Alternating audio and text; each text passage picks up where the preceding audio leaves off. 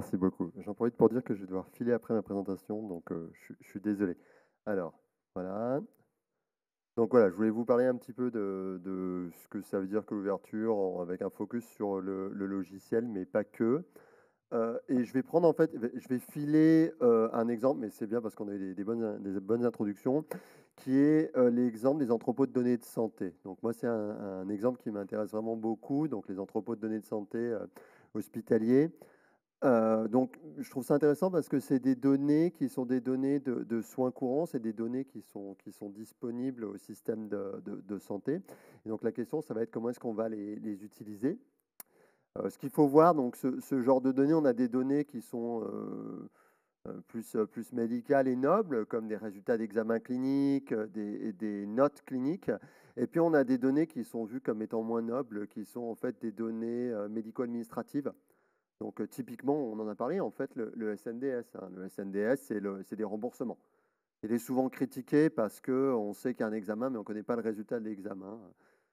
La critique est peut-être un peu forte parce que quand on regarde, il y a quand même pas mal de signal dans ce genre de données.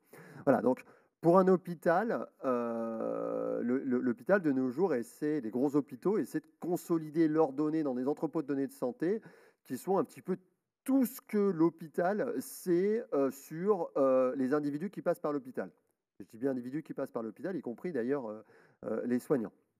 Donc pour la PHP, c'est un groupe avec 39 hôpitaux sur Paris et qui voit à peu près 8 millions de patients par an. Donc on est quand même sur une taille d'échantillon qui est pas négligeable. Alors j'ai dit patients, là, c'est assez important. C'est-à-dire que les gens qui viennent à la PHP, ce n'est pas un échantillon aléatoire de la population générale. Donc, il y a plein de questions à se poser. C'est des données qui sont gratuites ou presque et qui ont une couverture absolument fantastique à la fois, qui peuvent avoir une couverture fantastique à la fois longitudinale et puis en termes de quantité d'individus, y compris à travers des strates socio-économiques différentes. Donc, c'est assez fascinant comme données. Et je voudrais ancrer ma présentation autour de la notion d'ouverture. Et pourquoi est-ce que c'est extrêmement important? C'est important pour la confiance, hein, on en a parlé avant. Ça ne crée pas magiquement de la confiance, mais ça aide, on va dire. Donc plus de transparence et puis plus d'implication de tous les acteurs. Et puis la notion de contrôle, j'en reviendrai, mais on est sur des enjeux de soins, on est sur des enjeux de santé, donc être capable un petit peu de contrôler la santé, soit de nos populations si on est acteur de la politique publique, soit de nous-mêmes si on est patient, c'est très important. Donc de ce côté-là, l'ouverture, moi, me paraît très importante. Ce qu'il faut voir, c'est qu'on est sur des données qui sont des données de vie privée, qui sont sur des données sensibles. Donc, on ne va pas les mettre dans la nature. Mais l'ouverture a quand même son rôle parce que il faut qu'on maîtrise la pile technologique qui manipule ces données. Et sans rentrer dans les détails, on voit que quand on ne maîtrise pas la pile technologique qui manipule ces données, eh bien, on perd sur le contrôle des données et puis on perd économiquement. Et puis, on veut faire des données, on veut faire des décisions de santé, que ce soit des décisions de santé publique ou individuelles. Et donc, on a des décisions qui ont un impact très très grand. Et ça serait bien que on puisse en discuter en étant un petit peu égaux autour de la table et qu'on ait tous accès à l'évidence et la technologie sur laquelle sont basées ces décisions. Donc, pour moi, ce sont des motivations assez importantes pour qu'on essaie de construire notre pile technologique sur une pile technologique ouverte. Donc, je vais commencer avec quelque chose dans lequel je suis impliqué depuis très longtemps, depuis avant que je fasse vraiment de la santé, qui est donc Scikit-learn, qui est une bibliothèque logicielle de machine learning ou d'apprentissage statistique euh, et qui est libre, et donc, bon, le machine learning, vite fait, qu'est-ce que c'est? Gros, c'est apprendre à faire des décisions à partir des données, apprendre des règles à partir des données. Fondamentalement, on peut voir ça comme une hybridation entre les statistiques et une vision très computationnelle. Donc, c'est vraiment des statistiques computationnelles. Moi, personnellement, je ne fais pas d'opposition entre statistique et machine learning. C'est vraiment un continuum. potentiellement des manières de faire des choses un petit peu différentes. Donc c'est utile absolument partout. Et il y a 15 ans, quand on s'est lancé dans cette aventure, on était tiré en avant par des questions de sciences fondamentales. Moi, je venais de la physique, je commençais à faire des neurosciences, donc des questions d'analyse de données. L'apprentissage statistique, c'est la base de la révolution de l'intelligence artificielle d'aujourd'hui. C'est utile en santé, mais c'est aussi utile en commerce en ligne. C'est vraiment utile partout. Quand on s'est lancé là-dedans, c'était une discipline des mathématiques appliquées. C'était pas forcément. C'était un peu abscon pour, on va dire, certaines personnes. Et on avait l'idée que bah, ça n'avait pas besoin de l'être, en fait, qu'on pouvait démocratiser. Et on s'est lancé là-dedans assez tôt, et je pense que ça a été l'une des raisons de notre succès. On a cherché à démocratiser, à mettre dans les mains de tout le monde. Et le résultat, c'est que c'est l'outil le plus utilisé au monde en apprentissage statistique. Il y a des millions d'utilisateurs, ce qui n'était pas exactement ce qu'on avait envisagé à l'origine, parce qu'on pensait faire des mathématiques appliquées et on ne pensait pas qu'il y aurait des millions d'utilisateurs qui feraient des mathématiques appliquées. Donc, bon, il y a dire que tout le monde veut être l'outil le plus utilisé au monde, hein, donc il y a toujours une inflation. Je ne vais pas rentrer dans les détails de pourquoi je prétends que c'est le cas, mais on n'est pas forcément le plus visible, et je reviendrai là-dessus, mais en termes de statistiques d'utilisation, on a plutôt tendance à émerger parmi les premiers. Donc la vision, c'était vraiment l'apprentissage statistique pour tout le monde, donc combiné de l'algorithmique qui peut être un peu fine, mais qu'on exposait simplement en encapsulant les détails, pas en les cachant, mais en les encapsulant, ne forçant pas les gens à les comprendre, et puis une compréhension statistique de ce qu'on faisait en essayant de trouver des compromis et des recommandations qui soient bonnes pour beaucoup de monde. Le but, c'est de faciliter pour diminuer les coûts. Diminuer les coûts, c'est très important, et permettre de développer des nouvelles applications. Donc, quand on disait ça il y a 15 ans, ça paraissait abstrait. Je pense que maintenant, c'est assez visible. Quand on parle de santé, on voit qu'en fait, c'est en train d'arriver absolument partout en santé. Et un choix qu'on a fait très très tôt, c'est qu'on s'inscrivait dans l'écosystème Python, c'est-à-dire qu'on ne cherchait pas à être tout. On cherchait juste à être un composant en interaction avec plein d'autres composants. Voilà, donc le but, c'est d'amener la science des données à des nouveaux endroits, par exemple en santé. Bon, il y a plein de choix techniques qui vont derrière une librairie, et ce que je veux souligner, c'est que les choix, on les fait avec en tête une volonté de facilité. Alors, c'est toujours des compromis, mais on passe son temps à naviguer ces compromis, c'est pas si évident que ça. Et puis, bien entendu, des choix aussi de documentation qui sont très importants pour nous. Il y a un MOOC qu'on voulait simple, mais qui en fait prend 40 heures aux gens à faire, donc qui est quand même un bel investissement. Après, les gens sont contents quand ils l'ont fait, ils nous disent qu'ils ont appris pas mal de choses. Peut-être le truc important de Scikit-learn, c'est la communauté. Donc en fait, on a plutôt, de nos jours, plutôt 3000 individus qui ont aidé avec Scikit-learn. Ça peut être corriger une faute d'orthographe dans la documentation, mais en tout cas, ils ont aidé. Il y a en moyenne, sur 15 ans, toujours eu une vingtaine de développeurs cœur actifs, et pas toujours les mêmes, hein. Donc en termes de somme d'individus, c'est une belle somme d'individus qui viennent de différents milieux. Le milieu des startups, le milieu de l'académique. C'est mondial, hein, ils viennent mondialement. On en a eu en Chine, en Australie, aux États-Unis, bien sûr. Après, il y a une certaine dominance parisienne parce qu'on a un ADN parisien et on en est content.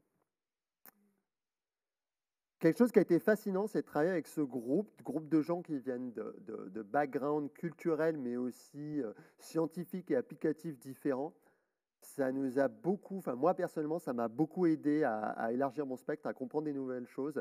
Et je pense que ça se reflète dans la librairie. C'est-à-dire qu'il y a quelque chose qu'on fait en commun, c'est quelque chose qui est meilleur parce qu'on a travaillé ensemble. C'est un travail social. C'est un énorme travail social.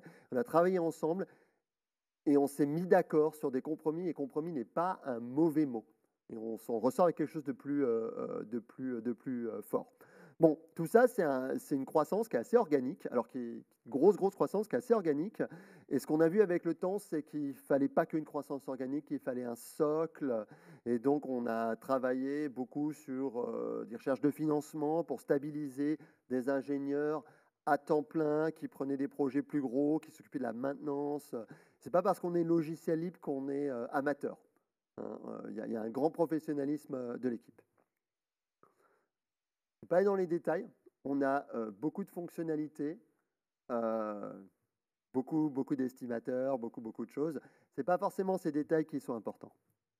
Mais on n'a pas tout. Par exemple, on n'a pas le deep learning. On n'a pas les grands modèles de langage, on n'a pas l'IA générative. Ça a été un choix qu'on a fait il y a très longtemps. C'était un choix qui était assumé. L'idée qu'on ne pouvait pas se battre contre des acteurs qui mettaient des équipes de développeurs, de plusieurs centaines de développeurs pro, très bons, certains des anciens développeurs de scikit-learn d'ailleurs, avec le budget marketing, etc. J'y reviendrai.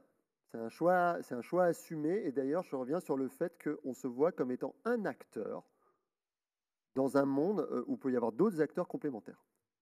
Et moi, je fais beaucoup de deep learning en utilisant d'autres librairies.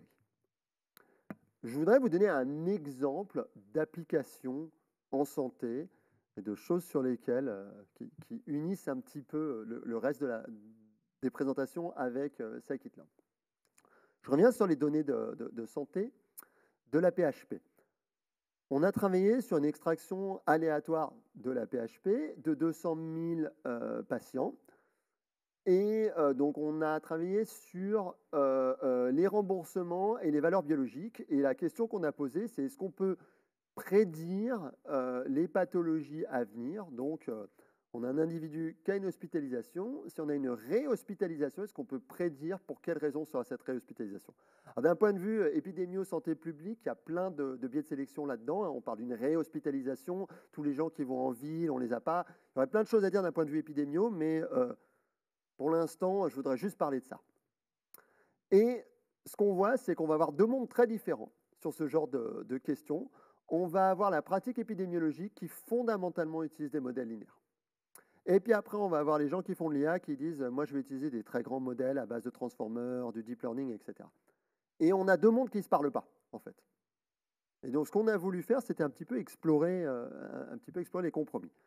Donc, je vous montre ce graphe qui est tiré de la thèse de Mathieu Doutrelingne, qui regarde la performance de prédiction donc, du type de nouveau diagnostic en fonction du nombre d'individus, de patients qu'on a vus pour un certain nombre de modèles. Donc, ce que vous voyez, c'est de façon générale, ça monte. Plus on a de données, mieux on prédit. Ça va probablement plafonner quelque part. Bon, ce graphe est un peu compliqué.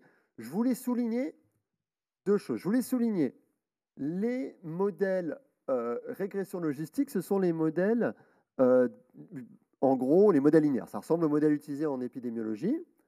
Le modèle en rose, là, c'est un modèle de transformer, c'est un modèle d'intelligence artificielle qui a été fait spécialement pour ce type de données. Et ce que vous voyez, en fait, c'est que ce qui marche le mieux, c'est entre les deux. Enfin, entre les deux en termes de gradient de complexité. C'est-à-dire que c'est des forêts aléatoires, on aurait pu utiliser des arbres boostés. Donc, c'est des modèles d'arbres. En fait, c'est quelque chose qui connaît bien l'apprentissage statistique, moi, ne me surprend pas. Mais en termes de récit ambiant, ce qu'on voit, c'est qu'on n'est pas dans le récit ambiant. On n'est ni dans les grands modèles de deep learning, ni dans les modèles linéaires. Ça ne me surprend pas, mais je pense que c'est bien de le dire. En gros, il faut revenir sur Terre. Si on veut utiliser ce genre de données le mieux possible, il faut utiliser des modèles d'apprentissage statistique de type arbre. Ça se comprend bien. Bon, si on extrapole, on se dit, au long terme, les modèles de transformers vont mieux marcher. L'hypothèse, c'est que par exemple sur le SNDS, qui a un plus grand volume de données, c'est probablement les modèles de transformers qui marchent le mieux. On ne sait pas, mais probablement. Une question qu'on peut se poser, c'est pourquoi est-ce qu'il y a aussi peu d'individus? On est à 8000 individus. Et en fait, ce qui est important de voir, c'est qu'on est parti d'une cohorte qui faisait en gros 200 000 individus. Mais Dieu merci, les prévalences des pathologies et même des groupes de pathologies sont relativement faibles, même chez une population hospitalisée. Donc on peut penser que, allez, SNDS 70 millions d'individus, on va automatiquement utiliser les modèles les plus compliqués du monde parce qu'on a beaucoup d'individus. C'est à voir, parce que comme un paquet des questions intéressantes, c'est des questions sur des populations ciblées avec des pathologies définies, et ben on va se retrouver avec des petites tailles d'échantillons. Pour aller plus loin, on a commencé un travail où on regarde les notes cliniques. Donc les notes cliniques, c'est du texte, ça contient énormément d'informations, ça contient des informations, des observations, mais aussi des appréciations des cliniciens, c'est absolument crucial. Ce qu'il faut voir, c'est que c'est particulièrement difficile à utiliser, hein. Donc, déjà, c'est un problème d'analyse de texte, mais ensuite, c'est un problème d'analyse de texte compliqué. Donc, cette fois, on n'y coupera pas, il va falloir du deep learning. On peut faire des modèles à base de règles, mais le deep learning va mieux marcher. Donc ça, c'est un travail en cours, mais ce qu'on voit, c'est que quand on fait de l'extraction d'informations avec ça, beaucoup de travail, beaucoup de puissance de calcul, alors on arrive à améliorer la qualité de prédiction. Donc on a réussi à bien extraire l'information. Donc, pour résumer un petit peu cette partie, pour les données de santé, il n'y a pas de baguette magique de l'IA. C'est pas, je ne sais pas quoi, un transformer qui va résoudre tout le problème. À chaque fois, on va être obligé de se poser des questions statistiques, des questions d'apprentissage statistique. Et pour les notes cliniques, par exemple, on va avoir un outil différent que ce qu'on va avoir pour les données biologiques et le PMSI, autrement dit les remboursements. Ce n'est pas surprenant quand on connaît bien l'apprentissage statistique, mais je voulais juste souligner qu'il ne faut pas se laisser embarquer dans le discours ambiant qu'il y a une baguette magique qui va résoudre le problème. Je voudrais terminer en dézoomant un petit peu et penser un petit peu, revenir en fait sur les sujets d'ouverture, d'open source, et quelles sont les questions je pense qu'il faut se poser ici.